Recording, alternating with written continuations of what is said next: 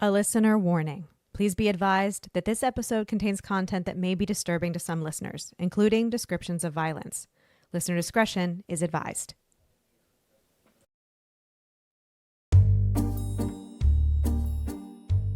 Life upon the wicked stage ain't ever what a girl supposes. I'm Jen. I'm Ashley. And I'm Olivia. And we are, in fact, three different people. This podcast focuses on true crime under the spotlight of arts and entertainment. So grab your beverage of choice and settle in. Places, ladies. Here's our episode.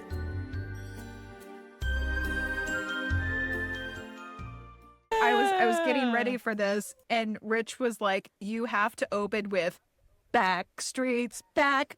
All right. Well done, Rich. Tell me well done. Kudos. And why is that, Olivia? Why are we doing boy bands? Why are we talking about this? Well, first of all, because we are all women of a certain age, and I think boy bands were instrumental to just who we are as human beings. Absolutely. In general. But this is because today we are doing Dirty Pop, the life and times of Lou Pearlman. The life and crime, more like. That's right. That's exactly right. I mean, yeah. She said she had the puns. She's ready. Ashley came in with the puns today. I knew at one point I was going to want to do this one. I had to be ready because I have a deeply personal connection to it. So I wasn't quite sure I was ready yet. But I have watched the Dirty Pop 3-episode show produced by local, well, all these guys were at one point local. Michael Johnson is one of the executive producers who we know as former member of the band Natural and brother to Kristen Johnson, who Ashley and I know from the dance world. I actually knew Michael too. So my first husband was in the band, and I met him right as the band was breaking up. And wow. He is just, his face is all over the episode, and it was very wow. I didn't realize that. I'll just say very emotional. Yeah, I bet. Was this like archival footage, Olivia, or was he interviewed? No, it was archival. Okay, so are we ready? Jen, you should get your awooga ready. You should get the awooga Jen, ready. this is going to be awooga laden. I'm ready. There you go. Yeah. Okay, great. That's what I was doing a second ago. So we're ready. Perfect. She understands. That's the right. assignment. That's right. This has so many layers. This doesn't quite have everything, but it does have boy bands. It does have the mob. It does have a lot of Orlando and Church Street Station. It has a mysterious death. So there's a lot. Yeah, there's a lot here. Doesn't have it all, but it does have a lot. Great. I don't know, Olivia. That sounds like it kind of has it all, at least from an Orlando standpoint. An Orlando standpoint, I think it has it all. Yeah. Someone doesn't have Mayor Buddy Dyer. No, it does not have Mayor Buddy Dyer. Okay. Well, then it doesn't have it all. but it does. Yeah. I'm ready. So Lou Pearlman grew up in kind of a meager family. Lou Pearlman also was the cousin of Art Garfunkel. I'm not sure if you guys knew that. Art Garfunkel, as in Simon and Garfunkel, was also kind of gave him some credibility in the music industry later on. Sure. But as a young child, he and one of his childhood friends, Mark, who is with us for this docuseries, they had a love of flying, especially Lou. Lou had a kind of infatuation with airplanes and blimps. Mm-hmm. He just was really into the aeronautical. Yeah. Did I mention we had blimps? You know, maybe we do have. No, you didn't mention we had blimps. Olivia, you need to walk that back because this episode does in fact have everything. You had me a blimp. Yeah. Yep. Like blimps. So niche. Like so niche. Like yes. Don't see a lot of people into blimps. Blimps, right? Yeah. Trains, yes. Planes, yes. Not blimps. So he was born in 1954. Okay. And as he grew up, sorry, Mom. Oh. Let's see. Jen's mom has done nothing wrong for purposes of this episode. Was your mom right, also just into got blimps? outed. Yeah. So he was heavily bullied as a kid. He was very overweight, was called Fat Boy. So he kind of grew up like bad self-esteem. The other thing, though, that was evident from a young age was Lou was really good at forging documents. So when he and his buddy Mark were young, they were too young to have a driver's permit, and Lou forged a driver's permit for Mark. So Mark could drive the family car. This is like before your picture was on your license. This Right. was when right. it was more like of a little... permit. Just Yeah, like it a looked written kind of like paper. a old school, and it would have been done on a typewriter, children, what was Oh known my as a gosh. typewriter. So Gather round, children. A typewriter. that's right. This is before a word processor even. There's also a report that when I think they were young, maybe in their teens, Lou forged airline tickets so Oh my that God. he What? and his friend could fly on American Airlines for free. Oh, holy So- crap. God. So the path is being laid, shall we say, Yeah. for a future. Okay. Hmm. So 1983. So we're going to jump ahead. 1983, Lou emerges as the president of what's called Airship International. This is a company that uses blimps to advertise for big corporations. So like A la the Goodyear, I believe. that's it. Goodyear, MetLife? McDonald's, MetLife, right? Yes, MetLife with Snoopy, all those big Snoopy! blimps. So it's New York City, it's 1983, Airship International. It does the advertising for the corporate blimps. Okay. How did he get funded, right? He came up with meager... Yeah. He was a child of meager means, shall we say. He was from Flushing, New York, right? So where did he get this money? Well, I'm glad you asked. Did either of you have Nazis on your bingo Whoa. card for today? I did not, Olivia, Okay. because I know that this story is relatively recent, and I'm assuming, like, a lot of the meat of what we're going to talk about happens in the 90s. So That's no, correct. I did not have Nazis on my bingo card. And I know we have new Nazis now.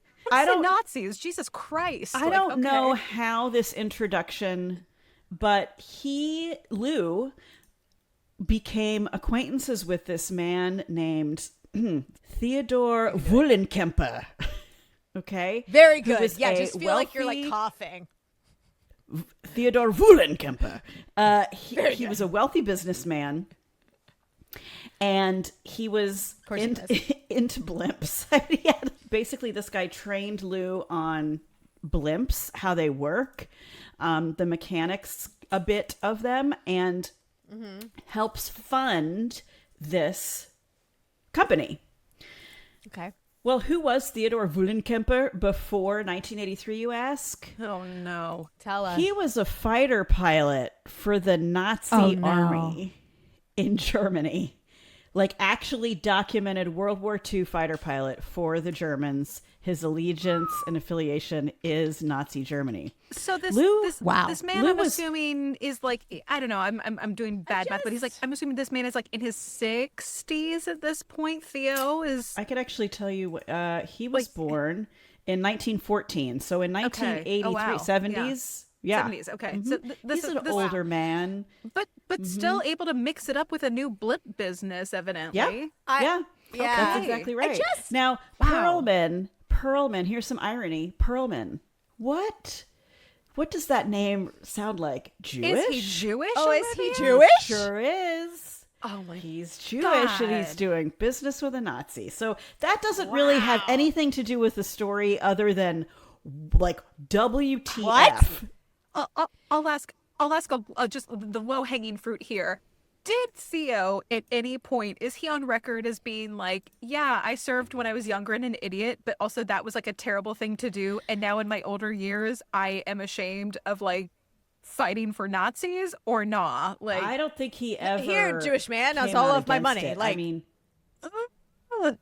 let's see. like, was he like, here. oh, I was 20 and I was in the Hitler Youth and I didn't realize like how bad I this didn't was. know, Nothing. yeah. We're just because you're allowed to change your no. mind, What a- everybody. You're allowed to say you were sure wrong. It's are. okay. You can do it. You get it's more fine. information. Yeah. Yeah, it's all right. I don't have any record that he Interesting. like recanted anything. So anyway, So not okay. That's Theo. We're gonna kind of graze over that. So the other piece that is interesting in Lou's early life with this Blimp company. So he's affiliates with Theo the Nazi. He also, there is some documentation that puts him kind of in touch with the mafia, because when they wanted to take Airship International to an IPO, which stands for the initial public offering, that's when a company is going to go public on Wall Street. Right. Stock market. They had to have some backing, and there are allegations that his backing came from the Italians. So we'll just... This is why all early on. This is why I'll never be rich, because he has no conscience. Like, that's exactly you right. can't have a conscience. That's what this all kind of leads up to, right? Yeah. He's throwing in with He doesn't Nazis. give a shit. He just and wants the the money. mob. Yeah, There's no conscience there. That's right. No one is too terrible for Lou to get into bed with. So he's got his company. Okay, it goes public, and he, thanks to the Nazis and the mob. Great. right. He also starts Transcontinental Airlines. So this is something. So what he wants to start doing is leasing out airplanes to famous people in the music industry. Oh.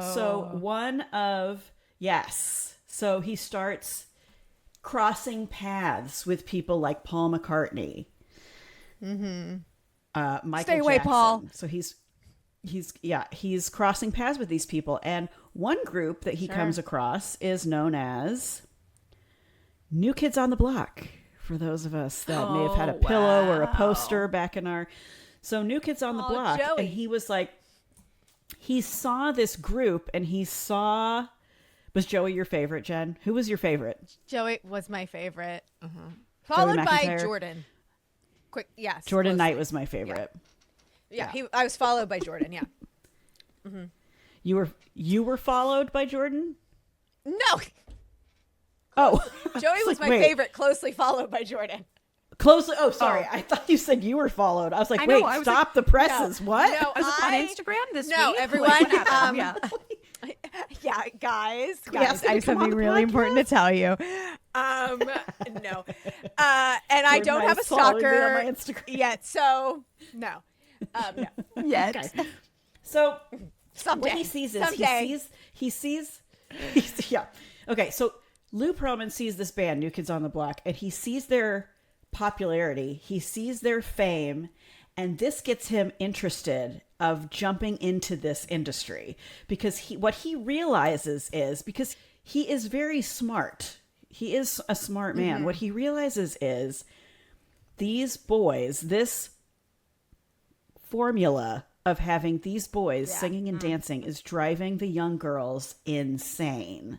And this It's formula. insanity. So in 1992, so about 3 years after he comes across the New Kids, 1992, he begins Transcontinental Records. Okay. So he's got blimps, airplanes, and records. And records. Three things that are completely alike. That's exactly. Which one of these does not belong? Because The Nazi. That's who doesn't. Just the degrees of separation between Nazis and boy bands as we know them today really upsets me, but continue. yeah. 1993 was a very good year. This audition notice goes out in Orlando, Florida, that is looking for young men, boys, basically, to join a singing group. So these auditions were held at Lou's house, and he had a huge mansion at the time. We'll get into how that happened. Yeah. I was going to say, how? Yeah. Presenting himself as Nazis. a very wealthy businessman. He has this huge mansion in Orlando. He has a Rolls Royce. So these young kids, 15 years old, 14, when they go to this audition, they're like, oh my God. He look must at be the wealth of this successful. guy. Yeah. Yeah. Right. He's somebody. Yeah. His quote was, I know how to spot the talent. And he does. That's not a lie. He does know how to spot the No, talent. it's not a lie. This is a real skill. This is a really real something skill. he was good at. So out of this audition, 1993, is where Backstreet Boys comes from. So these are all local kids. They went to the local Orlando high schools. If you grew up in Orlando around the 80s and 90s, you probably knew them or knew someone that knew. Oh my God. Now, what happens with Lou is he presents himself as this father figure to these boys. Right. He also, here we go. Wards. He at some point, this nickname early on becomes adopted. I don't know if he suggested it or if they just started calling him it. Big Papa. No. No. Straight to jail. Straight to jail. Lou is known as Big Papa to the boys. No, I hate it. I don't want Papa in anything, and I don't want Big in anything. Either of those, straight to jail. So he becomes a mentor, father figure to these guys, especially to Kevin. Those of you that know the Backstreet Boys by name, Kevin was like the tall one. That's how I always thought of him. He had lost his father to cancer, and so he really bonded with Lou as like a father figure. So Lou hired two of the managers from New Kids on the Block, Johnny Wright and Donna Wright. I think it's Donna Wright, but Johnny Wright for sure, who was like instrumental in New Kids on the Block fame. Lou hired him to help manage the band. Okay. And Lou also brought some of his childhood friends down from New York who had been working with him at Transcontinental Airlines and the Blimp Airship International Company, whatever. So Mark, he brings down, it's a friend of his, and Frankie, who we'll talk about a bit. People don't sound like mobsters at all. Mark and Frankie. So he brings them down from New York to help this new record company. Do any of them have any background in the music industry? I was just going to say, working for airship/airline business does not seem like there's a lot of transferable skills to the music industry, other than maybe like... He did hire, like I said, the Wrights from New Kids on the Block. So he did hire a couple people, but no. The right stuff? He had the right stuff. WRIGHT. That was good. That was good, Jen. Very good. Thank you. It's been in my head since you said New Kids on the Block. So Lou puts together this band and starts out touring them across middle and high schools. So he gets $1 million tour bus. What? Puts these boys on the bus. Wow. And starts touring them around the country. It's actually kind of ingenious because these girls are used to the New Kids. Menudo was it, like any of those. Menudo. So when they have this group of very good looking, very talented young men, the girls are really into it at the high schools and middle schools. Another member of the posse that had no music background whatsoever that we hear a lot from. Her name is Melissa Moylan, and Lou makes her his artist rep. So in addition to Blimps and airplanes and record labels, Lou also owned several TCBY yogurt franchises. Of course. Yogurt? Melissa worked at a TCBY, and Lou went to visit the TCBY shop and met Melissa. She was probably like, I don't know, 19 years old. And he starts talking to her. Sprinkles on yogurt. Yeah. Yeah. And she talks about how much she loves the New Kids. And he's like, I'm going to hire you. He hires her as the artist rep for Backstreet Boys, who are not even a thing yet. But so...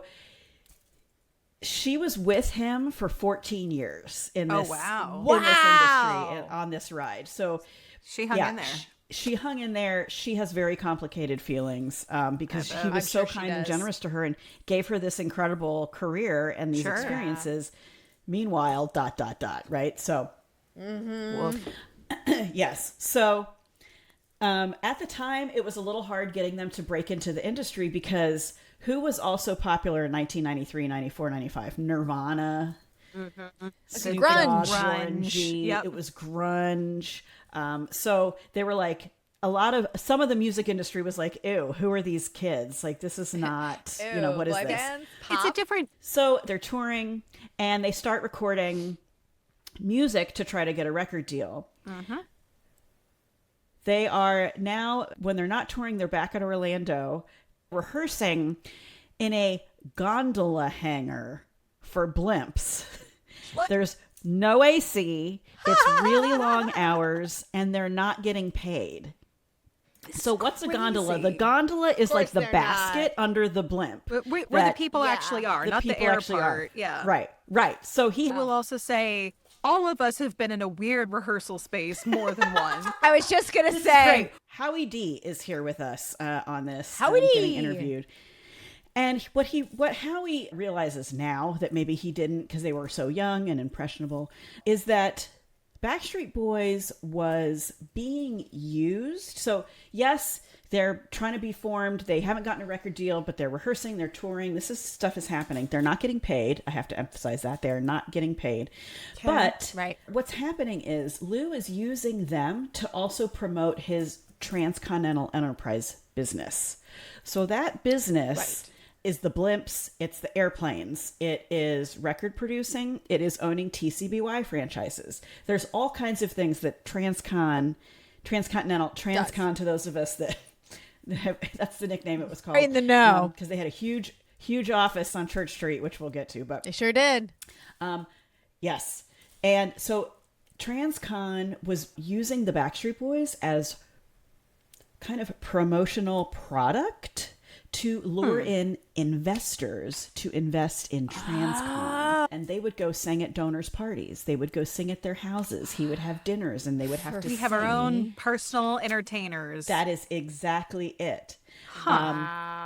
So this is where Frankie Vasquez Jr. comes in. So Frankie becomes part of the group with Lou Pearlman, his buddy Mark that he grew up with, and Frankie. So Frankie gets in on this. While all this is growing and becoming really a focus of Transcon, Lou sells Mark and Frankie so much on this idea that Mark and Frankie, both individually and their families, invest in Transcon. Oh. So, here we are, 1995. What Lou starts realizing is the boys are not making it big here in the United States. They were like 68. That song, We've Got It Going On, was one of their first releases. We've Got It Going On. That was number 68 in the pop charts in America. So Lou takes them to Germany. And Germany is Theo's where... Exactly. I don't know what the... There on is a blimp house. There's this. He flies them to Germany on a blimp. That would take a really long time. I feel like. Yes, it would. In 1995, he takes them to Germany, and his theory was, quote, throw them in Germany and let them develop, and that's what he does to all his bands. Why he does Germany? it to Backstreet Boys? Because the girls they over love there David are Hasselhoff. used to this kind of music, right? Because of David Hasselhoff. The pop culture in Germany is closer aligned to this at the time. So they take them over there, and there's the mystique of them being American, just like when the Beatles came here. Oh my God, they're British, right? So they're American boys over there. They become huge stars. This formula that he's working out with Backstreet Boys, he repeats it with NSYNC, he repeats it with Natural, he repeats it with O-Town, and several other ones. He takes them to Germany for a year or two. They live there, become huge megastars, and then they come back over here and they break into the music industry as big stars. When they're over there, like when they're over here touring the high schools and middle schools and trying to put together an album, they're still just like the kids. Over in Germany is where they kind of start seeing, they'll start frosting their hair. Somebody gets a piercing. Somebody starts becoming the bad boy of the group. The archetypes are emerging. That's it. That's exactly it. The archetypes are emerging. So interesting. So he moves the boys to Germany. They're living in this house. And here's what happens. And this happens with all of the bands. And the boys are not making income. But their housing is paid for, their meals are paid for, their lifestyle is paid for, but they do not have earnings. They're earning pennies. Like nothing. And we're talking... He manipulates the parents and he becomes like a mentor father figure to the boys. So while in Germany, Backstreet Boys gets signed with BMG. So that's a big part of this. So BMG, the record company, signs them. Lou, in the contract, is signed as the 6th member of the band. Why? And he's the manager. Why? What benefit is there to that?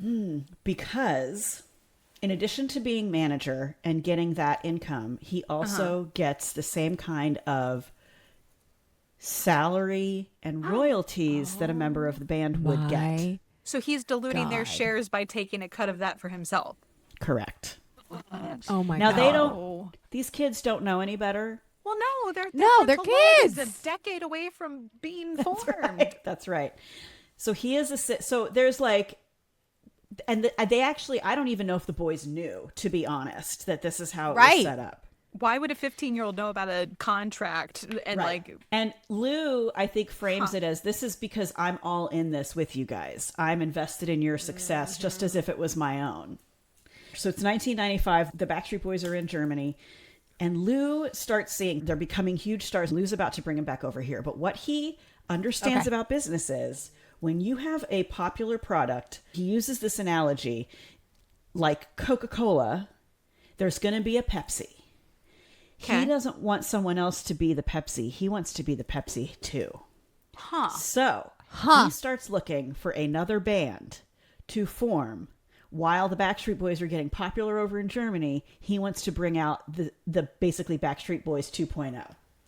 He ends up hearing of this band called NSYNC that was put together by Chris Kirkpatrick, who is still an Orlando resident, I believe. Yes. See him in the wild sometimes. Yep. So he puts together this band because Chris moved to Orlando because Chris wanted to be a musician. I didn't realize he put the band together. I didn't either. He did. He put this band together. The original guys, a couple of them worked at Universal. I think it was JC and Fatone, I think, worked at Universal. So they knew each other. Yep. They were singers. See him in the these wild are all too. Musical people. Yeah. So they put together this band. Well, Lou Pearlman hears about it and a band, is you say? a boy band. So Lou approaches Chris and the band, and he's like, "This is the Pepsi. These are cute young guys. They're talented, and they have a different kind of energy." So he gets a house in Orlando. He moves them into this house and starts, pardon the word, grooming them to become the next Backstreet Boys. But no, I think that's the correct word. Yeah, probably. He does it privately because he doesn't want the Backstreet Boys to know about NSYNC because he knows it's going to upset the Backstreet Boys because they think they are the prodigy of Lou Pearlman, right? So he's like preparing to pit them against each other. And that's exactly what happens. Oh my God. So he introduces He gets one NSYNC. for that. Yes, Jen. Yes. Do that again. That's horrible. Yeah. I don't like that at He all. is a woogaing all over the place. So he announces the NSYNC at his birthday party. He brings out this new group of 5 boys. They sing at the party and people are like, "Oh my God, they're amazing." He starts flying them around in his jet. He has a jet because Transcontinental Airlines. So of course he has a jet. It's got more than one, I bet. He has a jet. Is riding them around in his limousine. He's taking them out on boats all the time. Guess who's also not getting paid? The NSYNC is not getting paid. But their lifestyle's being funded. And yes. So looks like they have money. Yeah. Fast forward. Yeah, Chris Kirkpatrick. I'm a musician. This is so much better. Yeah, because he was what I was getting. Some of these guys were waiters. Some of them were, I think Chris was homeless at one point. Like they were, so this was like amazing. Okay. So after being in Germany for 2 years, the Backstreet Boys get brought back to America and they are huge. This is where everybody, all us girls, Backstreet's back. All us girls are going nuts for the Backstreet Boys. And he sends NSYNC over to Germany. Old switcheroo. Oh, so that they did they know? Did they develop? NSYNC knew what was going on. Backstreet, but the Backstreet Boys didn't know. Here's when everybody finds out. Oh God. Oh so shit. The Backstreet Boys have been worked like dogs in Germany. They do not have any income. They are exhausted. Right. When they get back to the Yeah. States, Lou has signed them up to do a Disney TV special, like one of those Friday night specials Disney used to do. Mm-hmm. They get together and they're starting to get fed up because they're like, we're not making money. We're tired. Like, we're huge stars. Where's the income? Where's our money? Yeah, what's Why is going our on? bank Yeah. accounts empty? We're Mutiny fucking on the tired. Yeah, and there's a little. And they're stars now, so like, They have some so power. they're like starting to. You're right, Jen. They have power, and they're talking to people that have money now, right? So they're like, wait, shouldn't we have Right, that? they're around them. Yeah. They get together and they say, we are not doing the Disney special. We're exhausted. Wow. We need some time to recoup from this overseas life good for we've you had. We boys. need some time off. We need to take a few weeks off. We're not doing the Disney special. So Lou gets NSYNC. And he says, NSYNC's going to do the Disney special. And they shit! do. And they blow up. And Backstreet is so hurt by this because they didn't even know this band existed. Yes. Yeah, and then it's like, wait, what do you mean you have 5 other guys? Like, Yes. doing Like, our shtick, kind of. Papa, completely Could you different, like- imagine? Oh, Big Papa, can you hear me? Wow. You know, like it's bad. It is bad. So this is very, very they're very upset. Yeah. So Backstreet starts getting they start getting a little. They've been at this a little bit longer than NSYNC. They start seeing some writing on the wall. yeah. Now, 1998 is where NSYNC starts getting wiser. They have now also been signed with BMG. Signed both of them. They get their big first gold record ceremonies, 1998. Okay. And Lou makes this big deal out of it. It's gold records. They're all there. It's this wonderful thing. And he hands them all this big check for $10,000. $10,000 5 ways. For 5. 10. Yeah, I was gonna say for 5 boys. $10,000. And they were like, wait a second. Where the fuck is our money? You're like, money. that Where's our better be money? this week's money. Like, what are you talking Yeah. about? You're giving me $2 That better be grand after all today's this. money. Exactly. No. Jen just made a very angry face with that awooga. Right. I did. So JC from NSYNC It's yeah. decides to get a lawyer to look into Yeah, JC. where is the money. We are making millions of dollars and we just got a check for they know. $10,000. And that's probably the first paycheck they had ever gotten from this. We're getting a lawyer. Yeah, we're getting a lawyer. Okay, so we're going to go back in time a little bit. So knowing what we know, we're going to go back to 1980. Taking it back. Okay. This is where Lou has his Blimp company. Okay. And there was an incident, an airborne incident. It was known as the crash of the Jordache Blimp. What? Jordache. Like Jordache Jordache. jeans. Jordache Jeans had rented a Stop it. rented one of Lou's my blimps. God. And Like and a full Hindenburg situation. it was a Hindenburg situation. And I'm not saying there was a Nazi behind it, but there was literally a Nazi. So the blimp crashes, okay? Then within the next short period of time, over the next, I'm not quite sure if it's months or maybe a year, there are several other blimp crashes. Stop it. From Lou Pearlman's company. Not only does Jordache crash, MetLife, McDonald's, No, Snoopy. No. and Shamu, the Shamu blimp. No. He owned that Shamu blimp. Do you guys remember that Stop blimp? it. Yes, vintage. I Super remember the Bowl. Shamu. Yeah. Oh my God. Shamu went down. Also, like, I feel like the Hindenburg specifically was filled with helium, which is explosive, but these blimps are filled with, I think, just air, yes? Like, There it's was a no different- explosion. Nobody died. It's a different It mechanism, was- but Right. to crash a blimp, I feel like you gotta kind of work for that. Like, there's... they are He had slow been mechanically moving. trained by a certain German. That's all I'm going to say. Yeah. So These blimps were insured, Nazi, if you will. ladies. They were insured. Oh, there it is. There He it is. made $2 Oh, million. is that how he got his big house? That is how he got his big house.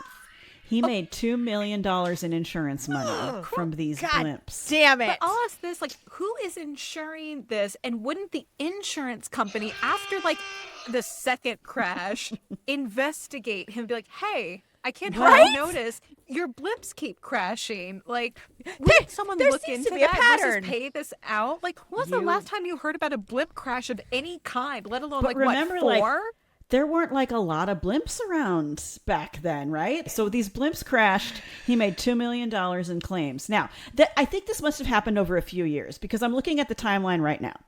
Okay. I'm making a real-time decision right now because 1980 is when the first blimp crashed. 1989, there is some interesting shuffling of money. So I think these blimps crashed over a few years, like with maybe 3 or 4 years. And shortly after that night, Lou said, we're all moving to Florida. And Mark said it was like, quote, all the blimps crashed. We're starting a boy band. Wow. If that should be on a T-shirt, Okay. I mean, I was just going to say, not that I want to like be like, ooh, Lou Pearlman, but that is, yeah, write it down, Ashley. She just All click the that blimps pen, baby. Yeah. We're starting We're a boy starting a boy band. I feel like it could be kind of Brilliant. like a glass. Okay, so now we're back in the 90s, and NSYNC has filed an official lawsuit because JC's lawyer's like, Okay. something ain't right. Something ain't right. Yeah. And JC and the boys file a lawsuit. Lou, in his written biography in there, wrote about how hurt he was when He was hurt. NSYNC. Poor baby. He was very hurt when they filed a lawsuit. He said he felt like, and this is a quote, he felt like a father whose sons had moved out of the house and fallen into bad company. Oh, yeah. What? Sure. Weird, right? So he's like, you got In some, with- you in got with, like, some- the Manson some crew or gumption. something? Yeah. Like, how dare you stand up for yourselves? Yeah. Yeah. You're basically like join Yeah. the Manson family. So as this lawsuit's happening, Backstreet's like, yeah, you know what? We thought some bullshit was going on too. They sue Lou Pearlman and Transcon Records for $200 million Yeah. in back-owed earnings. Hell yeah, they did. Because remember, this is now, we're getting it towards the late 90s. We're in the late 90s. 99, 98, yeah. Yeah, Backstreet's been around for a while and have never gotten paid. I mean, it's unbelievable. Oh, my God. You know, they're being flown around on private jets. They're eating steak dinners every night. They're being put up in houses, but they're not getting money. They don't have income. Oh, my God. So this is where it comes to light because NSYNC is suing him. NSYNC also is suing to get out of their contract. Okay, with him. Okay. With him, and Backstreet Boys is doing the same thing. Okay. So this is where it comes to light that he was contractually the sixth member of the band. Okay. So because of that, he had all these rights to earnings and salary. He hires, get the awooga ready. He hires defense attorney Cheney Mason from the excellent Cheney Mason from Casey Anthony fame. He was her defense attorney. I thought I remembered that name. He hires Cheney Mason. And Cheney and Lou's You know what? position Casey was gets Lou, one too. Like, let's. Yeah. Yeah. Like, Yeah, one for Casey Anthony. Yeah. yep. And none for Gretchen Wieners. So it was framed as Lou took the risk. Lou put up all the money. Now they're huge stars. And they're ungrateful. Now, Oh, my God. complicated legacy. That's actually kind of true. Lou did put them up to this lifestyle. He did make them famous. He figured out the formula. He made it work. Now they are huge pop stars because of Lou. But, so what ends up happening, the bands have to buy him out because he's a member of each band. With what money? So Right. they get, right. I think what happens is, here's what happens. They get awarded the money that Okay. they were suing for. Sure, great. However, Excellent. to get out of the contract, they have to buy him out of the contract. So he gets his money So back. they have to give him his 1/6 portion of whatever Right. that award was. So all in all, it comes out to $64 million that they have to pay Lou Pearlman to get out of the hate Did contract. they have to pay I him hate that. Yes, to get Like, out of the contract. collectively? Collectively. Okay. Collectively. Yeah, Both to go away. bands. I think it's both bands, unless it's just Backstreet. Together. I'm not 100% sure about that. I'm not 100% sure. But there's a $64 million winning in Lou Pearlman's favor. And this all happened, by the way, in the downtown Orange County courthouse, On Orange? because this was all filed in Orange County. Where was it, Olivia? Was it the one that was the History Center, or is it the one that we now know is The one that we County now Courthouse? know. Okay, The I one was that we gonna say, now was it- know is the Orange. Right. Yeah. Was it The it one where where Ted we Bundy- convicted Ted Bundy of murder, or the one where Casey Anthony got off? Which one? It's the one where Casey Anthony got off. Those are the two. Okay, great. Maybe we should go sage that building, We're because there's some so popular here in Orlando. I mean, shit. So they leave. They all get out of their contracts of Lou Pearlman. Okay. okay. He said, like, he was sure that now that they were out from under his tutelage that they were going to fail. However, Yeah, because they don't after have this any happens- talent. It was all him. right? Yeah, nothing they could have possibly done on in and of themselves to be famous Yes, and talented. Exactly. Yeah. After that, that's when NSYNC puts out their album that had Bye Bye Bye, and it's their biggest Yeah. record. Yeah, it was. I remember that. Yeah. So that, yeah. Okay. So, they get out of their contract. There is Lou decides he's going to launch a TV show called Making the Band. It's the search for the new boy band, going to be called O-Town. Once again, Orlando. yes, these lawsuits had been in the news, but the way that Lou and his lawyers framed it was that these guys were they were too big for their britches. They were spoiled. They were ungrateful. And Lou still had all these connections. He still has all this money. He still has Transcontinental Records. Because Yeah. no matter how So, shitty rich here's people who's- are, it doesn't matter. Right? Yep. So now we're in 1999, 2000, and here's the roster of Transcon Records. O-Town, LFO, Aaron Carter, Take 5, Hulk Hogan's daughter, Brooke Hogan, Innocence, which was the band that Britney Spears started out after Mickey Mouse Club. She started out in a girl band. That was a Lou Pearlman band, and then she did break off and go out on her own. Yep. Hey friends, Jen here, and we hope you're enjoying this episode of Life Upon the Wicked Stage. Just a few quick reminders. If you're looking for any of the visuals that we've mentioned in this or any episode of the podcast, make sure to follow us on Instagram at Wicked Stage Pod or Facebook at Life Upon the Wicked Stage. If you want more, please join our Patreon by searching the Wicked Stage Podcast. There you'll find ad-free episodes, videos of our recordings, mini-sodes, behind-the-scenes content, giveaways, and so much more. And the most important side note, if you like the show, please give us a nice rating wherever you listen. It sounds silly, but it's still the best way to get the word out and support us in this crazy podcast world. Well, lights are blinking, intermission's over, so grab those snacks and another drink and enjoy the rest of the show. And Natural. So now we're going to talk about Natural for a bit. So Michael Johnson and Patrick King, who we have just done the 6 Degrees of Olivia and realized that Olivia was in the Nutcracker with both of those boys and Southern Ballet Theater. So crazy. And the 80s. I went to the same dance studio as Michael Johnson and his sister Kristen Johnson and Patrick King. So Natural was 5 boys, same formula. The same They formula, were, according to Michael and Patrick, they were worried. Like the 5 of them, they were young. They weren't. I think Michael might have been one of the youngest. I think he was 18. Michael Horn, who was known as Jay. So if you were a Natural fan, Jay. Oh, because Why Jay? You can't have 2 Michaels, and his there first were name was Joshua. 2 Michaels. So he went by Jay. That's funny. Jay. You can have like Michael Okay. and the other one. They're like, it'll be Jay. It's fine. Yeah, so it was Jay. Jay. Yeah. That's funny. So, okay. yep. Yep. So, So they were concerned about the contracts, but again, mansions, money, Rolls Royces, this roster he had, LFO. It looks good. Take Five. It's It looks good. flashy. It looks good. He's hanging out with all these really big music industry people. Yeah. He's friends with politicians. He starts getting in with politicians, Lou Pearlman does.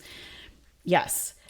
Because he has these high level people that are donating, not donating, excuse me, investing. Not donating. In, Well, fell it's a into business deal. it's a business deal. I just fell into They my are higher donating ed. at the end of the Sorry. day because they're investing in Transcontinental Records. So they signed the contract. They were flown in private jets all over the place. Lou always had thousands of dollars in cash on him, according to Michael and Patrick. They ate at steakhouses all the time. They flew to New York. Now, this was stuff that Michael J. Told me. Yeah. Like they would fly to New York for dinner. He would put them on the private jet and fly them to New York to have dinner at the steakhouse that he loved. Like, this is the it's lifestyle like I of want, these boys. a hot dog. Let's go to Coney Island. Yeah. Exactly. That's crazy. Yeah. It's crazy. Yeah. And it's warping their perception also of reality. Obviously. They're sure. young. They're Because 18, That's the 19 purpose years of old. it. That I is would the also say, purpose like, of it. that kind of behavior, that is not even like millionaire behavior. That's billionaire behavior. It is. Right. It's Because, billionaire like, behavior. That is another level of, I'll say, like, lifestyle expenditure and resource, to where it's like, and I think it's hard for, civilians like us to sort of extrapolate sometimes. Yeah. But like Normies. the difference between like $1 million and how that compounds, like $1 million versus $50 million versus $500 million versus $1 billion. Billion Like, dollars, that's- which is a million millions. It's a totally different existence. But to have the resources, No one can send $1 billion. Like, So here we are. It's 2001, and Natural is in New York.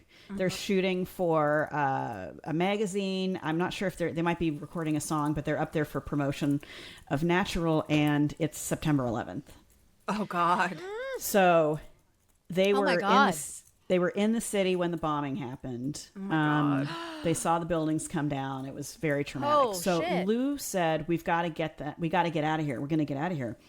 And Michael said to Lou, Michael Johnson says, like, Lou, literally all the planes in the world are grounded. We can't get out of here. We can't go anywhere. Yeah. And unless you're Lou's driving a rental car. Yeah. yeah. So the next morning, Lou's private jet is waiting for them. No one else in the world was flying on September 12th except Natural and Lou Pearlman and his private jet. How did And they get Oh permission? my Was it the God. airspace Clearance. Yeah. It sure was. He allegedly called George W. Bush and said, "I need to fly these boys back to What? Florida." Stop it. But like, when I say the airspace is closed, this was also not like a suggestion. This was like, if we see your plane in the Right. sky unauthorized, you will be shot shoot it. down. You by, can shoot like, it the down, yeah. military, because we don't know who. Oh my They had clearance. God. They had clearance and they flew. But also, like, I'm sorry, the audacity of all the things going on September 11th, September 12th, to be like, I am so important. I need to fly my boy band home. Like, read the room, The my audacity. dude. Like, this is, wow. Okay. Lou Pearlman. Yep. Ooh. Yep. So, Wow. yeah. Okay, so things are going to start falling apart here. They haven't. No, he is still, quote, flying high, if you will. Right. Indeed. On September 12th, apparently. So over the next couple years, some other things happen. He purchases the Exchange in Orlando Church Street Station. He purchases the Exchange, and this became the headquarters for Transcontinental. He makes up this story. He's all over the news that he's going to rehab downtown and turn downtown Orlando back into the glory days of Church Street Station. So in the early 2000s, Transcon owned many different companies. Different pieces of Transcon were doing different things. Here's a few of them. They owned a travel service. They owned an airline. They owned an entertainment and recording, obviously the record company. They owned NYPD Pizza, which was around Central Florida. If you guys remember NYPD Pizza. Oh no, I liked NYPD Pizza. Oh no, I know I did too. They owned the Orlando Predators. God damn it. They owned the Orlando Predators, Transcon at one point. There was a jewelry store called Rock's Fine Jewelry. They owned that. I remember that Michael J had several pieces of Rock's jewelry because I think Lou was giving the boys jewelry gifts. Again, Natural was not getting paid. Right. Church Street Station. But here's some jewels. He bought the Exchange. He owned several TCBY franchises. He owned Club Paris. Club Paris. Yes, he owned Club Paris. He owned Pearl Steakhouse. That was a chain. And at one point, he owned Chippendales. Stop it. I'm not kidding. All of this. What? Yeah. A juxtaposition. We have strippers and yogurt. Like, just all in the same. And blimps. Holding. And blimps. Olivia, Strippers and this blimps and does yogurt. have everything. It has everything. I should have started it out that way. You undersold this, You Olivia. really, I thought I was just you gonna be really mad undersold about, it. Some problematic band manager. I was not ready. Yeah. It's crazy. So Yogurt blimps. remember good old Frankie strippers. Vasquez? So Frankie. Yeah, Frankie. Frankie was heading up the Orlando Church Street Station portion of it, and the rehab, the rehab of downtown. The other piece, actually, I forgot to mention, was Transcon at one point owned a modeling agency here in town. Oh, And God. where did all this money come from?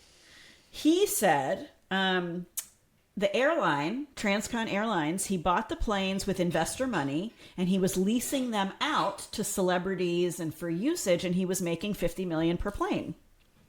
So that's where all this money was coming from. Allegedly. Allegedly. Okay. So he used the music bands throughout. So remember, this Blimp thing started back in 1980. Was the first Blimp crash, thing. okay? So now here we are in the 2000s. This has been, this business stuff has been going on with Lou, and he really used the bands to help that, like, create that fantasy that he was this big, rich, wealthy guy. Like, to your point, Ashley, he's hemorrhaging cash, but he makes it look like he's really wealthy, and he used the bands for this. Now, there's another scam that he starts running around this time called the Employee Investment Savings Account. And this is what do you call it? A step too far. This is going to lead to his downfall. This is the straw that breaks the camel's back. This is the straw that breaks the camel's back. In the Ponzi scheme. Okay. That's right. I'll also just, can I just interject too? I mean, I'm all about, a hustle, but what kind of time did this man have to be spinning all of these wildly disparate plates and having all these like insane and unrelated businesses? Like, good God. You know why? Because it's a really great question. He had different people running different pieces of these, and nobody knew the finances behind any of them. His employees did not know. He just kept everybody in the dark. Correct. Enter the Employee Investment Savings Account. He took out ads, the Transcontinental Business as the platform for this, and said, Transcontinental employees have this great insurance policy, and now we're making it public. You too can invest in the Transcontinental Employee Investment Savings Account, and you're going to earn a higher interest rate than is the current federal FDIC rate. So like if the federal rate was, let's say 7%, he was saying you'll earn 9%. He had documentation that showed that it was FDIC insured and Lloyd's of London insured. But, did he forge going it? back, I'm sorry, to... What? Yeah. Forgeries. Going back to forgeries. Were these real documents, Olivia? Right. Or did he forge it? Or was Lou getting creative on the side? That was an egg salad question, Ashley and Jen. Let's get into it, shall we? So We're these just like, are wait! really being marketed to yeah, these are really being marketed. Really, it seems like the bulk of this was being marketed to Floridians because he was down here, and Sure. the people How that dare end up he? talking are Florida people. So So where he he's was advertising was maybe advertising the this local was market. That's right, and probably like West Palm Beach, Sure. Yeah. Boca, the wealthy Florida areas. Also, Okay. maybe some retirees who may be Yes. like, Oh. like, Not only, mostly. Life savings, anyone? Okay. oh no, We'll take it. So this one investor sees the ad, and this investor is like, this looks too good to be true. I'm going to call the Florida Office of Financial Regulation Good. about this. Good, So that he guy. calls Good this woman, job, Danielle man. Brooks, Yeah. and is like, yeah, hey, is this real? And Danielle's like, I don't know if that's real. Let me take a look at this. So Danielle Brooks starts looking into this. And she opens an investigation into the employee investment savings account. I love it. Lou Pearlman ends up catching wind that she's investigating him. So he calls her because this is Lou. He's very brazen. And he's like, my name's Lou. This is Lou Pearlman. Do you know who I am? And her quote on the interview it. is, I don't know who you think you are, but I know who you really are.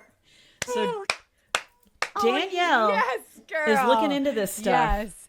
And she sees That needs to be on a shirt, too. that, right? I don't know who you, think you are, love but I know who you really are. I love it. About this time, we hear from Cheney Mason again, Mr. Defense Attorney. Guess what? Oops. So Lou got that $64 million settlement. Cheney obviously does not work for free. He was entitled to $16 million of it. That was his percentage. His fee. Yep. Guess who never got paid? Oh, you don't not pay your attorney. shit. after You don't that not pay nonsense. Cheney Mason. No. Cheney Mason starts bugging Lou. Where's my money? So the house of cards is starting to fall. Lou sends, I got it. Don't worry. I just got to move some money around. He's like Cheney Anna Mason- Delvey. Like, I will send the It's wire. very Like, Anna Delvey. I will Check send is the in the wire. mail. Yeah. The check is in the mail. Lou says, I'm moving money Yeah. from my German savings account, my German savings bank, I think is what they call it. like Anna Delvey. Uh-huh. And the check's in the mail. And guess what? Cheney Mason gets a check from Munich, from this bank. It's fake. It's not a real Stop check. it. He forged a check to the attorney? Cheney Mason sues Lou Pearlman for $16 million. Oh, yes. Now, because there's a lawsuit presented, Lou, to try to get out of it, has to present a financial statement saying, I don't have it, right? This is how you get out of a lawsuit like this, is you present a financial statement that shows that you don't have the money. So Lou, But because you can't, did at one can't time. sue someone, but you can't sue someone that doesn't have the funds to pay you. So Lou sends the attorney, the attorney's attorney, he sends the lawsuit people a bank statement, like a financial statement that makes it look like he doesn't have the money. However, How convenient. he had a week before presented a bank a different financial statement to get a loan, because when you want a loan, you want to make it look like you have a Real lot of money good. to pay it Sure. back. Right. Yeah. These things yeah. happened at the same time. And because Danielle Brooks had opened an investigation, the FBI was paying attention, and they Excellent. see these conflicting financial statements filed, and we have bank fraud. Excellent. So on Tuesday, he's got $100 million in the bank, and by Friday, he has $3. Right. Wow. Incredible. Frankie Vasquez starts, people are noticing, people around the circle, the boys in Natural, they all know Frankie very well. Everybody around Orlando and Transcon, they start seeing Frankie acting strange. Frankie starts showing up dressing very disheveled. He's losing weight. He confronts Lou at his steakhouse one night in front of the Natural boys. And Patrick King recalled that the boys kind of got defensive of Lou, and they're like, Frankie, why are you talking to him like that? And Frankie said, you don't get it. You guys don't get it, but you're gonna get it. So Lou and Frankie had a big fight in the alley of Church Street Station. Shortly after, Frankie was found in his garage with the car running. No! And the garage closed. No. He had committed suicide? Question mark. Question mark? A lot of people don't. It was written as a suicide. Okay. A lot of people question this because Frankie knew what was coming. Somehow, Frankie found out that that all this financial stuff was starting to come. And before he killed himself, Frankie had tried really hard to get his mother's savings back. Because remember, I told you early on, Frankie and Mark's families invested, including Frankie and Mark themselves personally invested. Oh, that's horrible. He was unable to get her money back. Any sort of note or anything that would there was a note. Like, okay, there was a note. That made it look like it was suicide. Okay. Lou Pearlman tells people, and they were supposed to be like best friends, he just couldn't handle the heat of this business. And he was very flippant about it, which was odd. No. And also, it, if nothing else, extremely shitty. Yeah. About a year or so before Frankie died, the band broke up. Okay. So the boy band craze was starting to die out. It was around 2004, 2005. They were losing steam. And the Natural, by this point, and I know this from my relationship with Michael/Jay, they got sick of not having money. It was the same story. They were huge stars in Germany and Asia, like couldn't go out of their house. Come back over here, they have no money, and they're about to do the thing what Lou does, which is he makes them big overseas, brings them home. They were in the bring home phase. So they were about to be the huge stars like NSYNC was. Famous, yeah. Almost famous. However, not only was the industry starting to move away from boy bands at this time, the boys were sick of it. So Natural also sued to get out of their contract. Okay. They never got earnings, by the way. They did not get any earnings. Horrible. Wow. Not only did they not get any earnings, this is my personal connection, is Michael and I had gotten married in 2005. He had just left the band about a year earlier. We got hit in 2006 with a huge IRS debt because Lou filed as if they had made earnings in 1 year. What? So we got a tax debt of about $35,000. No. The two of us, meaning all the boys, got the same thing. Wow. Yeah. So, luckily we had a really great tax accountant who also was like, okay, we can't prove you didn't make this in a year, but we can prove you also had a lot of expenses as you were the last year in your band. So we were able to get the debt down, but we ended up with a big debt. Wow. And I mean, just imagine what that did to those boys who had been wined and dined, flown all over the world, were huge stars overseas, come back here, realize that it was all a sham, that they're never going to see any money, and now they're just tossed aside as if they're nobody. But anyway, the reason I don't know if they all got hit with that same tax debt or if it was just the ones that really abandoned ship, like a vengeful thing, because Patrick King had moved into Lou Pearlman's mansion a couple years before. So Patrick King had been living in Lou Pearlman's mansion. Lou was always traveling and all over the world. And so Patrick was like managing the house, but he got use of the house. He got use of Lou's credit cards. He got to drive the cars. So Patrick was living this life. He still was living there. Okay. Michael Johnson I did not know this until I watched this documentary. And if you want to watch episode 2 and episode 3, it's like a slap in the face. So Michael Johnson, the band had broken up, okay, but Michael really was very close with Lou, Michael Johnson. And he wanted to start his own business, like music production and TV production, things like this. So he and Lou were now going to be business partners, which is why I think Michael Johnson and Patrick King did not get the big tax debt from the IRS that we got, because they didn't see some stuff coming that was coming. Sure. Or if they did, I don't know. I don't know where that falls into their timeline and their story. But Right. So this is fucking wild. Okay. So here we are, 2005 and 2006. Okay. So Natural has broken up. Michael Johnson is going to start a business with Lou Pearlman, and they actually become business partners. 2006, people start wanting to see where is their invested money in the employee savings account.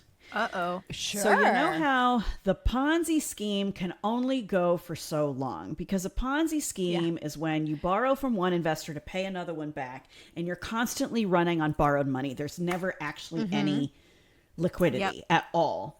Yep. Eventually you're going to run out of people. That's right. And so it's kind of like in the Depression when there was a run on the bank. There was a run on this investment money, and people started, because they were seeing the boys had broken up in the news. There was the lawsuits. Cheney Mason is, suing him. They're like, you know what? I want some of my money back. And, oh, yeah, it's all good. It's all good. He's giving them these bank statements. The bank statements were coming from Transcontinental, which was weird, not a bank. But these bank statements were showing they had all this money. But when they actually wanted to get their money out, they couldn't get any response from anybody. Oh, no. So people start getting really nervous.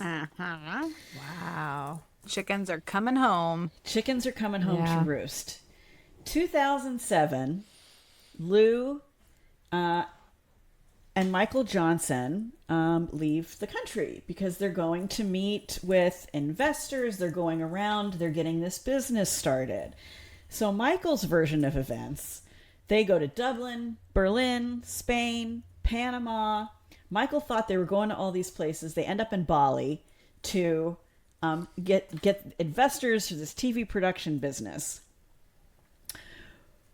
Simultaneously, Lou leaves the country with Michael. Patrick King's back at the mansion. The FBI raids Church Street Station and the Exchange. Oh, no. They arrest Lou's personal assistant. Oh, my They God. get a search warrant for the home in Windermere that Patrick King is living in. Oh, no. They show up and Patrick's like, oh, shit. What? Oh, no. Yeah. Lou, by this time, had been on, quote, vacation. He told people he was going on vacation, but he told Michael Johnson that they were going around the world to get investors for 6 I bet they were Yes. doing neither. No one knows. The FBI does not know where Lou Pearlman is. They put out a alert that they have an arrest warrant for Lou Pearlman for fraud, and he has fled the country. Wow. And this is major news. And depending on Yeah. where he is when he learns of this, certain countries will not extradite you. So if you're there and you decide to just stay put, like there's nothing that the FBI nothing can that can actually be do. done. Like we can't get you back unless you leave that country that's protecting you. Yeah. That's exactly my right. God. So now let's go to Michael Johnson. So he's bopping around the world with Lou Pearlman. And Business, during yeah. their travels, Lou's assets get frozen. Now, yeah, I bet they do. Michael knew that Lou had been involved in lawsuits before, but it always got resolved. So Lou's like, Michael, I need you to cover all of our expenses on your credit cards. So Michael's like, okay, is wanted for fraudulent behavior and fraud and defrauding investors for this employee savings account. Wow. Thanks, internet. Thanks 2007 internet. Yep. 2008. Thanks 2007 internet. Yeah. Wow. Michael is sitting down the table from Lou, who Lou has been doing some work. Some really intense work on this paper. Mm-hmm. Lou holds up this paper to Michael and says, "Hey, does this look real to you?" It was a hand-drawn logo of the, quote, German savings bank that he had drawn onto an application for $1 million to Bank of America. Oh, stop it. Michael was like, "What are you doing?" Lou Pearlman says, "This is just how you do business on a global scale." No. Oh, no, it's not, buddy. you fraud. Oh, my God. Michael said, "I think I should leave. You're on the news and you're forging a document in front of me. I think I need to Good for go." you, Michael. Bad Michael- news bears. Oh my God. Michael calls his family, and the next day he flies home. Help. He leaves Lou in Bali. Help me. Help. He goes home. Oh my God. He realizes good. the house has been, This is searched. This is it. House of Cards is Michael's like, tumbling, "I've got to yes. get the fuck out of here." yeah. Meanwhile- but who knows what's going to happen? Yeah. Guess who gets approved for the $1 million loan from Bank of America? Stop it. Bank of America, you idiots. Also, can we spare a thought for the talent of Lou Pearlman was forging all of this by hand, including a logo. Had he learned Photoshop at any point? Like, I don't know. Did that they we have would've- it in 2007? actually. Oh yeah, but Okay. still, May never like, have caught him. I wouldn't have caught him. If he had like digitized like this process, like I shudder to think what else he might have gotten up to. Yeah, Good right? Lord. Like, but was no one at Bank of America paying attention? I don't know if it happened. I don't know how he could have. Because Ever he's gotten on this the loan. news. Like, the FBI's like, hey, this guy's wanted for fraud and all of this shit. Really Michael goes failed home. on that one. Yeah, This is great. This is kind of like how the font led to the downfall of the Basquiat artwork. Okay, Yes. it's not a font thing, but it's just that Ashley kind of is so funny excited right now, and circumstance. I love So there's a woman in Tell us. Florida. Her name's Yeah, there Helen is. Huntley. Helen. She's Helen. She's a reporter for a Florida newspaper, and she has a blog going that is talking actively about these people that have been defrauded from their investments. Okay, this is the blog that Michael becomes aware of. He sees it on the news or whatever, and he looks up the blog and he sees this and he's like, I got to get the hell out of here. Okay. So there's some other guests in Bali that happen to be watching the news and reading Helen Huntley's blog. They see Lou Pearlman at the hotel. Oh my God. They take a picture and they send it to Helen Huntley. And they're like, Incredible. is Oh my this God. the guy? Armchair detectives. I love it. I'll also just throw out, we haven't said anything about Lou Pearlman's appearance as an adult. And can we, I just have to interject.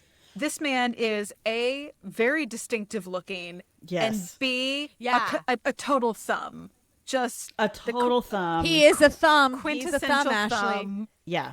Quintessential. But it's And like, he's- is this you? It's like, this is absolutely you. Like, He this has is spent very years specific. putting his face out there too, because he always was in the Really? interviews with the boys. He always Yeah. was front and center, so people know what he looks like. He's somebody. he was the sixth member of that band, Helen you know? Huntley so. calls Scott Skinner, the agent at the FBI that's been on this case for a while, the one that has been looking for him, that, got the search warrant.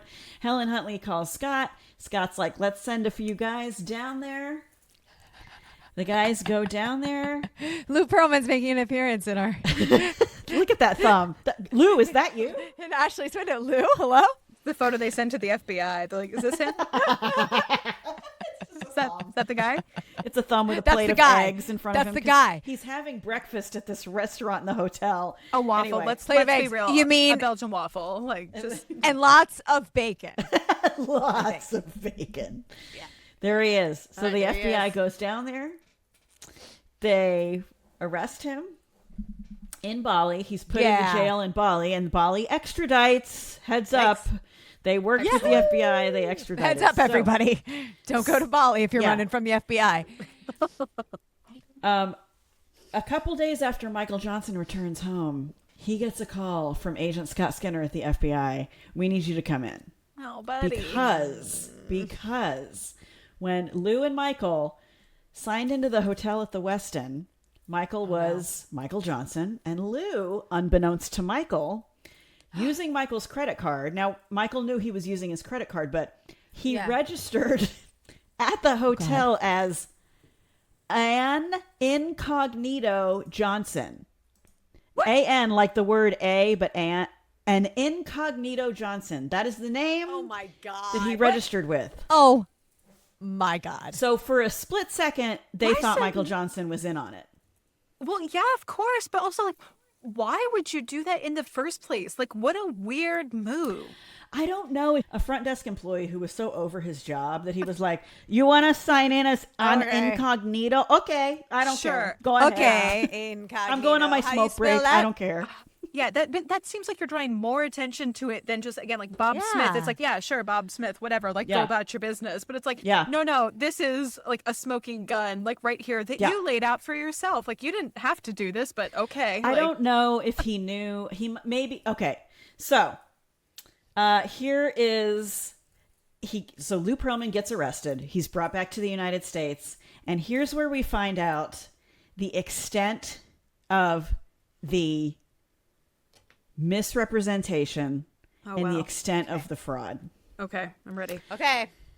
All of Lou's bank accounts or bank statements were coming from this, quote, German savings bank. And they all showed that he had $30 million in the bank. Okay. There's no such thing as the German savings bank. Huh? It was all falsified. Sure. How did he get away with that? Well, he had an accounting firm that was filing all of his paperwork. How could that be? The accounting firm of Cohen and Siegel. Oh my God. The accounting firm of Cohen and Siegel was fake. Oh my God. Lou invented it. Not only did Lou invent it, he named it for Mickey Cohen and Bugsy Siegel, the gangster. Stop it. He is so telling on himself. Yeah. Like at every turn. It's like a little, it's a almost criminal like it's hat fun. on a hat on a hat. Like, Right. He's a God. serial killer, like trying to get caught. You know what I mean? Like he's like, look at this. Yeah. He's like, wonder if I can get away with this one. So all the investors, had received when right as Lou was disappearing, right as all this stuff was happening, the investors in the savings, the employee insurance savings account, had all received a letter from the CEO of Transcon, Harry Milner. Mm-hmm. And this letter said, this is all a misunderstanding. Your money is on its way. So the FBI got a hold of these letters. They had been trying to contact Milner the whole time. Like, where's Harry Milner? Harry Milner had been the CEO of Transcon at one point. He had died years before. Probably just a corpse. No! Harry is in the ground. He's Dusty Lou Bones. wrote the letters himself and signed them. Impersonating. Was he still taking his Social Security? I don't know, and I wonder Probably. Oh, right? My God. So AJ, Backstreet Boys, also is interviewed. AJ, the bad boy of the Backstreet Boys. AJ is being interviewed throughout this. Okay. AJ says, so Lou had Transcontinental Airlines. I never saw a plane. Ever. What? There were no planes. Huh. Not one? No. What? He had some blimp gondolas, but no planes. All a lie. There was no transcontinental airline. What? There was a photo that had been passed around and had been shown to investors of the Transcon plane taking off of a runway. So he just like had a brochure made, but never in fact had a full-ass Not airline? only, it wasn't even a brochure, Ashley. It was, he had a small model plane that said Transcon, and he was holding it. He had a toy? He was just that like, he held, and it was taking off from he was at a real airport, and he had the plane, and he'd cropped his hand out of it. Stop it. Shut up. Again, had he had like Photoshop this had man. he mastered Photoshop, he took a picture of a toy plane and was Oh like, my "This is God. my airline." Yeah. I did not see that one coming. I thought the planes were real. I really. Who? Wow. Okay. Wow. Okay. The audacity that Yeah. this man Yeah. had. But Yep. wait, so like when they were like taking private jets, those weren't his jets. He was chartering jets, not his jets. Right. It seems like he didn't own any planes. But he had all this money from the investors. See, there was real money at one point. There was money. There was the $2 million. It wasn't his money. Right. There was investors in Transcon. He was using their money to charter this private jet. This scam, which was way bigger than the boy bands, it was actually the transcontinental investment scam, was executed over 30 years from the day of the Jordache crash all the way to his arrest in the 2000s. Oh my God. He had scammed over 2,000 people, totaling $300 million Oh my over God. 30 years. That's not all. The bank fraud from borrowing that's from right, there's bank more. after bank after bank was $200 million. Oh my God. This is $500 million. He had scammed over 30 Oh years my $500 million. Oh my God. People lost literally their life savings investing in this. Half a Yep. Oh my Cheney Mason God. never got his money, by the way. So the DA filed, it was federal charges. It was filed here in Orlando, though. It was the DA of Orlando. Lou Pearlman pled guilty, did not go to trial. He pled guilty. Good. Wow. Good. Cheney Mason said he was in the front row and he said to him, "You should have paid me, you asshole." Hell yeah. He got Pay me, you asshole. He got a 25-year sentence, which is unheard of in fraud cases. Yeah. And the judge said, because he knew how many thousands, 2,000 people, $300 million, forget the banks, people. Like he Just owed people. Yeah, real money. people. The judge said, because there was this rumor that there was millions of dollars in an offshore account somewhere in the islands, and that Lou had said, "I've got all this money and they're never going to find it." And they couldn't find it. They couldn't find it. Right. So there wasn't any. right. Well, that's exactly right, Jen. It ends up that there probably wasn't any. He spent it all. Right. But the judge said he would reduce his sentence by a month for every $1 million returned. He would reduce the sentence. So he could buy his way out of jail if he returned any buy of his the way money. out of jail. He never That's smart, Judge. ever did. Michael Johnson stayed in touch with Lou. Now, Michael did not have rose-colored glasses at this point. He knew this was all true, but he was the only one that kept in touch. Patrick said, "I never spoke to him again." Like, because Patrick was hauled in. You're living at his house. You don't know what's going on. Like, Patrick was hauled in. Michael was hauled in. Michael Johnson. Traumatic to be like investigated is like, what did you know? Like, were you part of this? That's right. Like, All the friends, the childhood friends that had been a part of it, they were all hauled in. It was ruled that they all knew nothing because they didn't. He had kept this so quiet. Frankie Vasquez is dead. Whether or not he died because he was about to blow. One way or the other, it was because of this. It was because of Lou Pearlman. And so Michael has like dozens and dozens and dozens of recorded calls from Lou would call in from prison. And they play one of them and Michael's like, "Hey Lou, how you doing?" And Lou was like, "Oh, I'm all right. I'm meeting with my lawyers today." And Michael's like, "Oh yeah, so it's going good." "Yeah, it's going good. We're making some progress." And Michael looks at the camera and he goes, "Lou didn't have lawyers. He didn't have any representation at this point." So Lou was living in a fantasy. And Michael Johnson felt so conflicted over this whole thing. He didn't cut him off because he's like, Michael does have a career. He does have a life. And it was because of Lou. But also, and there's this part in the docuseries, Michael breaks down and starts crying because he realizes that Michael's success is built on the backs of these people who lost their life savings. And he has a really hard time rectifying that. He doesn't know how to deal with that as like a human being who is empathy. It's He like doesn't a know. Yeah. it's like a business version of survivor's guilt. Right. That's Right. exactly it. It's survivor's guilt. Yeah. I think he has because and the Backstreet Boys now have had a whole second career. I mean, a whole Sure. second. Yeah. And they're on their own. They've come but back. They also are aware they never would have been this Yeah. without Lou Pearlman. And NSYNC, Justin Timberlake would not be Justin Timberlake without Lou Pearlman. Yeah. Well, and I think, Olivia, this is one of those examples of two things can be true at once, where you're right. Like, we would not have, these bands, these individuals would not have the, Right. they wouldn't have the success or the lives that they have now had it not been for the set of circumstances.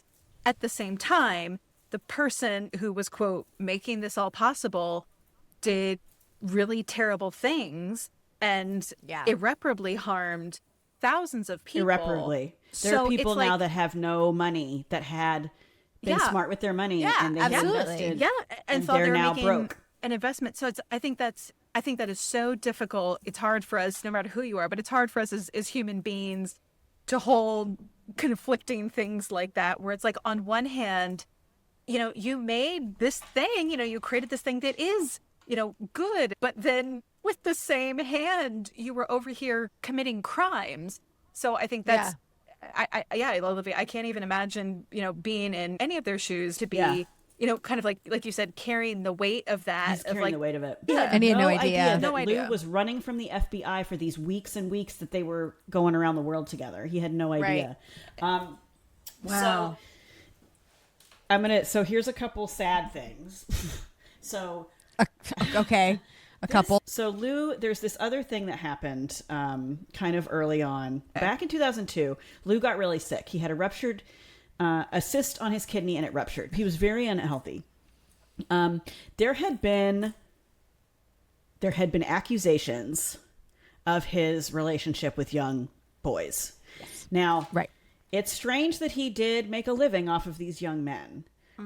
However, even after all this time, anyone that was around him that has come forward has said, yes, there was weirdness, that he was touchy-feely, he liked to hug the guys, he liked to see their muscles, he never did anything, is the Okay. current state. I'm not saying there's not someone out there that didn't Right. say that anything happened. Okay. But so far on the record, this is On the record. creepy, not predatory. Creepy, not predatory. Okay. Strange, grooming to take advantage of and become a father figure to loop them in and groom Right. them Trust. to take advantage of Yeah. them financially Sure. and Financially. emotionally. Yeah. But as far as physically, no. No one has ever come out on the record and said anything. Okay. No one has Okay. claimed that they saw anything other Okay. than he liked to look at muscles, he liked to grab the guy's biceps, but that was it. Okay. Okay. In 2002, when he got sick, he got an in-home nurse. Her name's Tammy. When the nursing care ended, Lou invited her to fly down for a friend's birthday party in Fort Lauderdale. He flew her down, and he introduced her to everyone as his girlfriend. Tammy had no idea this was coming. Tammy was like, what? We'd never had this conversation. I'm your nurse. I'm an employee. Like, Right. Right. Tammy never she never kind of did anything. She just was like, okay, you want to introduce me as your girlfriend? Okay. Weird, She weird said move. he tried to kiss her one time. There was no spark. It was the most asexual Yeah. thing ever. But she thought he was a really sweet and kind person. He was always very kind to her. He bought her gifts. He sent her cards. He flew her around with him and just referred to her as his girlfriend. Everyone in his personal life referred to him as asexual. They said he didn't. Interesting. You couldn't. There was no indication he was gay or straight or anything. Right. And Tammy went along with this girlfriend ruse for a while. There's an interview, and it's in the documentary where there's someone asks Lou, "How do you even have time? Do you have anyone in your life?" And this, it's so strange, and maybe I'm reading too much into it. But he gets this look on his face, and his voice kind of goes, he almost sounds like he's a little kid. And he goes, well, my girlfriend's a nurse, and she's real busy too, so she understands. And that moment kind of broke my heart. because I think he liked saying he had a girlfriend because he never did. His personal assistant, who they interviewed towards the end, who'd known him for years, the guy Mark that he also scammed, other people scammed out of money. Some of them still say he was the best friend you ever could have asked for because he did all this stuff. He was kind. It's very complicated. It is a complicated legacy. Yeah. So here's how it ends. 2016. Okay. Unhealthy guy living in the joint, allegedly had gotten beat up several times because he also tried to rat other prisoners out, maybe to try to get out of prison. I don't know. He was not doing well.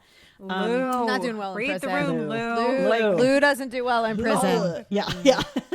No, not like that. He got very sick. He got an infection around his heart due to a faulty heart valve. Oh God. He went in for an operation. They put him in a coma to do the surgery. Voluntarily went into a coma for the surgery. He never made it. Never made it through the procedure. That's one of those things that can get you even if you're not in prison. But That's like right. the infection, the infection In of the heart. anything related to the heart can go real bad real quick. Like Heart and lungs, those can. yeah. So he did not wake up. Michael Johnson called the coroner. The coroner said, "Thank God someone called. No one will claim this body." Wow. No one wanted anything to do with it. But it leaves you thinking that Michael's actually the one that dealt with it. I don't know if that's true, but it insinuates that no one wanted, like the family had written him off, Art Garfunkel, like nobody, Art Garfunkel said, no. Yeah. If Michael's the one that handled the funeral, it sounds like he might have been, but he was buried in New York, back in his family plot. 5 people went to his funeral. That was it. Wow. Of the $500 million, $500 million stolen, only $10 million has ever been recovered, and that's because of the bank account that I guess they did find at the time and his assets that were sold off. Wow. So now you've got Backstreet Boys and NSYNC are kind of seeing a second career. The NSYNC guys, some of them, Joey Fatone has his own career. They all got together and presented an award at I think it was the Grammys a few years ago. Justin Timberlake has a soaring career. Michael Johnson does have a career, and it's all owed to him, but he died very much alone and has the distinction of the longest running Ponzi scheme in American history. Wow. Oh, that was Dirty Pop. Complicated. Capital C, complicated. Well done as always, and thank you for sharing such a personal story. Personal, just like you said, this is, I think, probably maybe the closest to home of any of the things that we have really unpacked here in terms of Lou. You deserved your sentence, and I don't feel bad about that. A lot of people are bullied, and a lot of people can rise above it and find and heal. He never healed. He was an unhealed person. Hurt people. And the boys in the band, really, they were props. Well, Olivia, I feel like there is really only one way to close out this particular episode. Yeah? Do you know what I'm going to say? Is it to say, bye. And scene. Thanks for listening to this week's episode of the Wicked Stage Pod. Follow us on Instagram and check out our Patreon for more exclusive content. These deliciously wicked episodes drop every other Friday, so make sure you subscribe or follow and don't get left waiting in the wings.